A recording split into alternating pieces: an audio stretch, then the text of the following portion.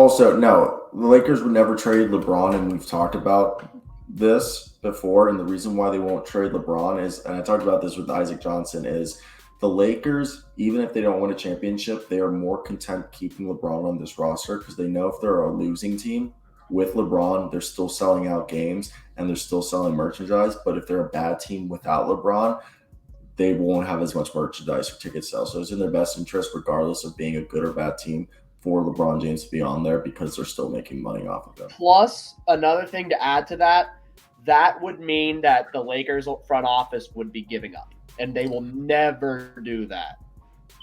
They would never, the Lakers aren't going to give up now. They have LeBron, they have Anthony Davis. If they traded away LeBron, that would just mean oh, well, our run is over. We're back to being bad again. And they will not let themselves admit that. Whether that's true or not, who knows? But it's the Lakers, man. They're a team that's content with being an edge of the playoff team because it's different when the Lakers are a team that's on the edge of the playoff versus the Kemba Hornets for a half a decade ago. Think about this. This was a team that after they won 2 rings they won 3 rings with Shaq and Kobe, and they kind of told Kobe, they won 3 rings with Shaq, and they sucked for 4 years. Then they did the Paul Gasol. Sucked for 5 years until LeBron came, and they're cool with that because they didn't go after LeBron until a year or 2 after Kobe had retired, and because after the 2012 season when they tried to build around Steve Nash and Dwight Howard and it didn't work, they're like, okay, we're just gonna ride out Kobe till the sunset. We're gonna keep giving him $50 million a year, and we're cool with this. We're selling tickets. People are coming to games just for Kobe, no matter what our record is. And they also thought they had a decent young core too, which And to be fair, D'Angelo Russell, Lonzo Ball, and Julius Randle. That turned out to not be such a bad young core after all. Exactly. And then and before that they were, obviously it wasn't bad as Smush Parker and the original, all that, but it still goes back to the mindset. This is a team that since the LA, the Showtime Lakers, what they do is they're fine with winning a championship or 2, sucking for half a decade, and then they make moves to come back into relevancy. Once they win a title or 2, they go back into being shit, and all they care about is having one good marketable player on their team to keep having fans come to games and keep having jerseys sold. That's my honest. Well, also having one good marketable player also allows them to be able to make moves in free agency or make trades like they did to get Anthony Davis. Because at the end of the day, everybody wants to play for the fucking Lakers. It's the most storied franchise in the history of the NBA. Everybody wants to play for them. They've had more great players than the other team. Well, they've been to more NBA. They've been to the most NBA finals, so I'd say they're the most. And that's just you not being Celtics fans. Yeah. They've had the greatest. They have the best collection of talent that any NBA team has ever had. And behind the Celtics, the Lakers have had so many great players, man. I as a Celtics fan, I'm saying this, but at the end, it's the Lakers. They can get anybody that they want because 1, you get to go play in LA, and 2, they're not the fucking Clippers. They're Big Brother in LA. So the Lakers, as long as they have one marketable player. Clippers, when they move to Anaheim, they should rename themselves to the Anaheim Clippers. Yeah, because being called that would do better for just perception of them. Because LA will never be their city. No matter how hard they fucking try, they will never be their city. Okay, so to answer this question, I think in the long run, because Lonzo Ball left, so that's kind of a negative for the Pelicans, and that the only player they played, I think the Pelicans might have won because I think the Lakers might have given up too many picks or didn't protect the picks well enough. I think the problem, the Pelicans, they were able to use that trade to get even better. I think I gotta go. I think it's even. I think it's even because the Pelicans did lose. You won a championship. You can't. If you win a championship, that kind of means you won the trade.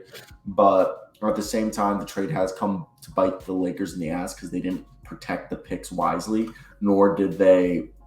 I think, the other thing is that I gotta say it's even because you won a championship and then they let Lonzo walk. So I'm gonna say it's even. You guys, you won a championship. It's you can't even. beat that. They won a championship, and The Lakers didn't plan on being bad in a few years because they figured that Anthony Davis wouldn't have knees and legs made of string cheese. But that's what happened. He's been injured consistently, and they haven't been as good as a result. And they've made a bunch of just short-sighted, dumb, old veteran signings when their team was already old enough.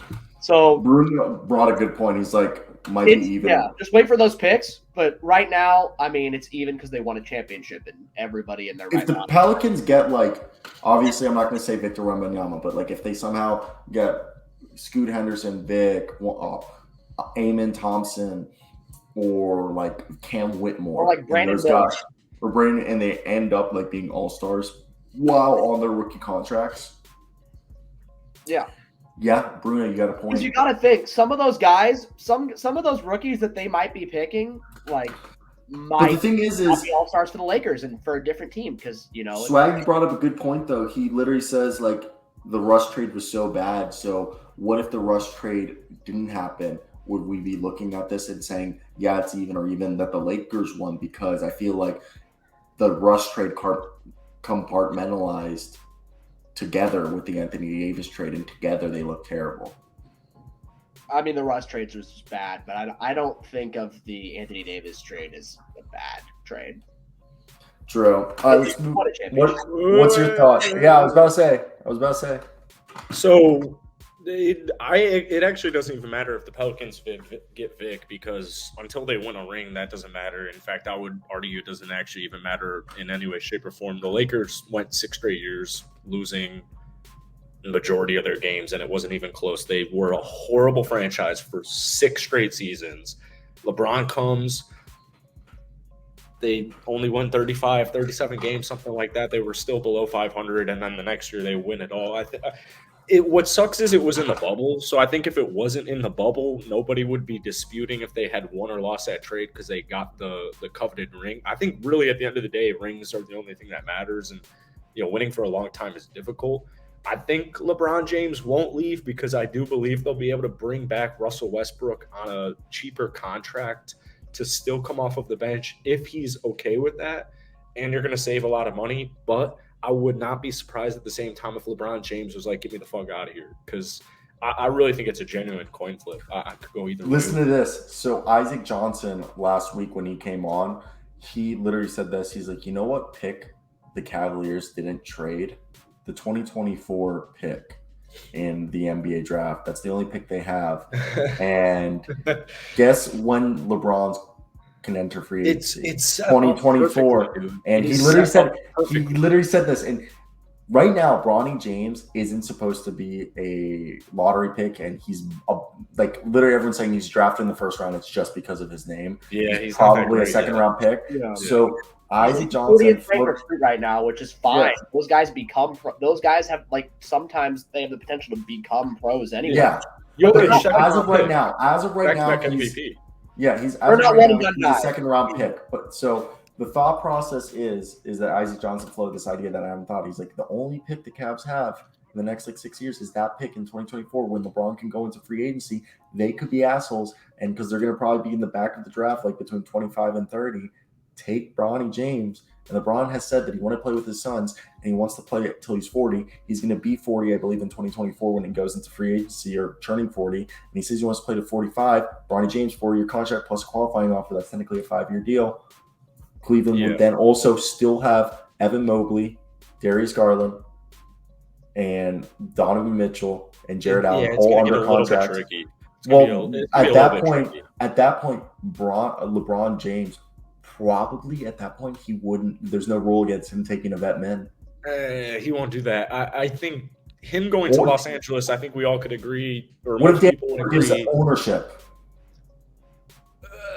It's far fetched. I think going to Los Angeles is very clearly a business. To go back to Cleveland, he would 100% take that in a heartbeat. If they gave him an ownership stake to go back, he's literally said he wants to be an owner. Yes, he's going to be an owner of the Las Vegas, whatever team Las Vegas gets. No, but if he gets a chance to be the Cavaliers, he's a billionaire. He'd rather own his hometown. Why do you think? Whatever he wants. That's why he's going to buy the Vegas team. Michael Jordan took the Charlotte Bobcats because he's from fucking North Carolina. How did that work? It worked terrible, but that's not the point. No, it worked out amazing because he bought the team for $120 million and he could sell it now for $4 million. Yeah, like Bill, they You can do the same thing with the Las Vegas, whatever their team is named.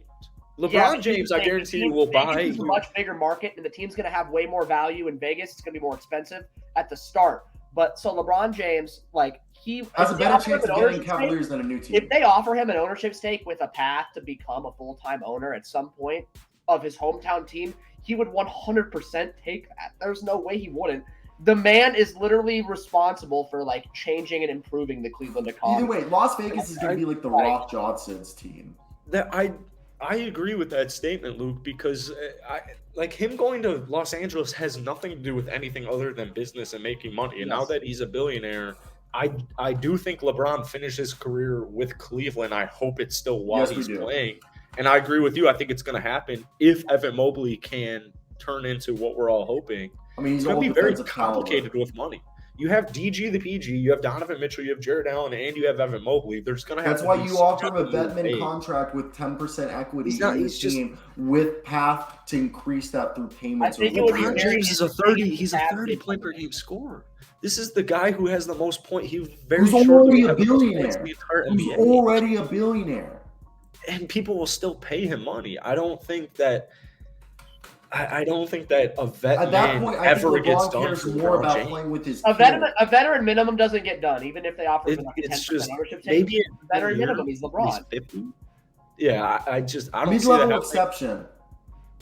No, I do see LeBron signing continual 1 year with player option contracts with Cleveland starting in 2 years. When the Lakers continue to suck because they have Russell Westbrook on their roster and they're never going to win a playoff series with Russell Westbrook on their roster, as shitty as that is. The whole 1 year player option thing could. I'm not saying that they won't do that, but if they do that, they could work something out where it's effectively a lifetime contract because he has an ownership stake in the team. They could work out almost like a Luol Deng type situation. I mean, Tom Brady's about to go. Tom Brady's about to be the Miami Dolphins owner with Sean Payton.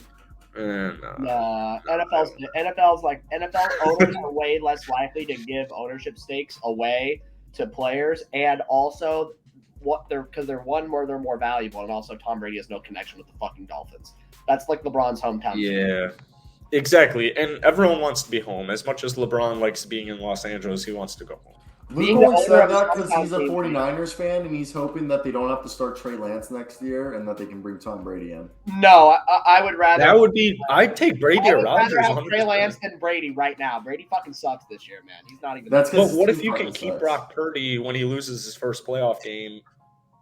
If Brock Purdy loses his first playoff game, I do see Tom Brady or Aaron Rodgers possibly going to San Francisco. Yeah, I see Aaron more than Trey Lance has never impressed me. I know he's barely played. I know. I like Trey Lance. He really impressed me last year. He really impressed me last year when he played for Jimmy G.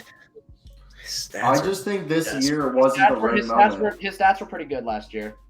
Not this year because he only played 2 games and broke his fucking ankle in the second. Yeah. So you can't really. And the one. No, the man did not just break his ankle. They said it was a broken ankle. He broke his fucking leg. Yeah, it was awful.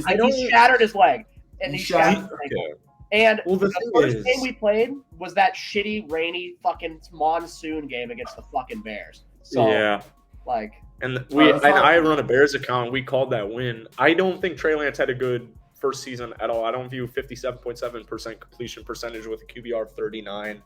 Yeah, and he also battled injuries last year too, and still was throwing fucking ropes when he played.